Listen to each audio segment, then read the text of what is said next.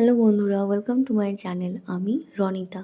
বন্ধুরা, আমি আজকে তোমাদের সঙ্গে শেয়ার করব শ্রী শ্রী রামকৃষ্ণ পরমহংসদেবের অমৃতবাণী। ভক্তেরা কেহ কেহ এইরূপ চিন্তা করিতেছেন, ও শ্রী রামকৃষ্ণের শ্রীমুখ বিগলিত হরিনাম আর মায়ের নাম শ্রবণ করিয়া কৃতকৃতার্থ বোধ করিতেছেন।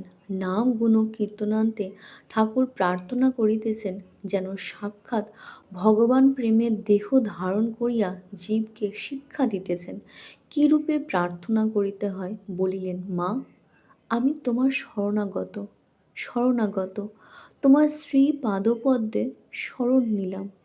দেহ সুখ চাই না মা, লোকমান্য চাই না, অষ্টসিদ্ধি চাই না, কেবল এই করো যেন তোমার শ্রী পাদপদ্মে শুদ্ধা ভক্তি হয়, নিষ্কাম অমলা অহেতুকতি ভক্তি হয়। আর যেন মা, তোমার ভুবন মোহিনী মায়ায় মুগ্ধ না হই, তোমার মায়ার সংসারে কামিনী কাঞ্চনের ওপর ভালোবাসা যেন কখনো না হয় মা। তোমা বই আর আমার কেহ নাই। আমি ভজনহীন, সাধনহীন, জ্ঞানহীন, ভক্তিহীন। কৃপা করো, শ্রী পাদপদ্মে আমায় ভক্তি দাও। মনি ভাবিতেছেন, শ্রী সন্ধ্যা যিনি তার নাম করিতেছেন, তার শ্রীমুখ বিনিসৃত নাম গঙ্গা তৈল ধারার ন্যায় নিরবিচ্ছিন্না, তার আবার সন্ধ্যা কি? মণি পরে বুঝিলেন, লোকশিক্ষার জন্য ঠাকুর মানব দেহ ধারণ করিয়াছেন।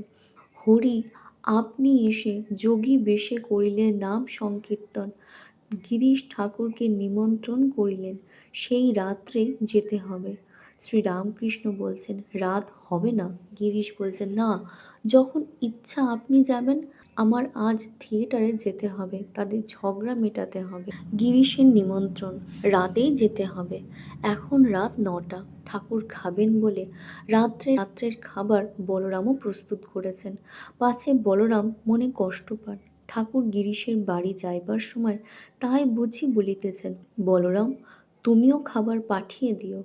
দোতলা হইতে নিচে নামিতে নামিতে ভগবদ্গীতার বিভোর, যেন মাতাল, সঙ্গে নারায়ণ ও মাস্টার, পশ্চাতে রাম, চুনি ইত্যাদি অনেকে। একজন ভক্ত বলিতেছেন, সঙ্গে কে যাবে? ঠাকুর বলিলেন, একজন হলেই হলো। নামিতে নামিতেই বিভোর। নারায়ণ হাত ধরিতে গেলেন, পাছে পড়িয়া যান।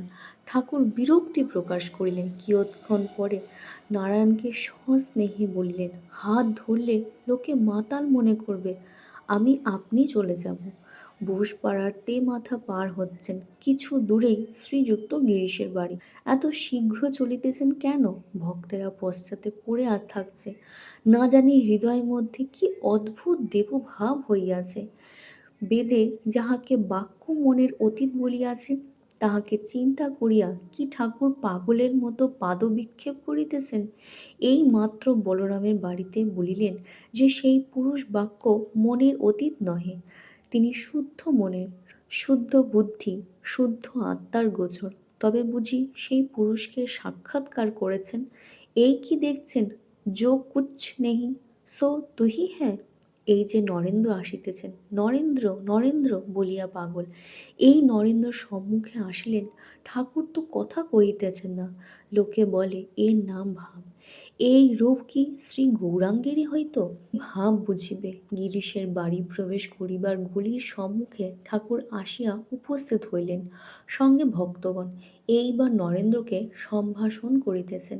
নরেন্দ্রকে বলছেন, ভালো আছো বাবা? আমি তখন কথা কইতে পারি নাই, কথার প্রতি অক্ষর করুণা মাখা।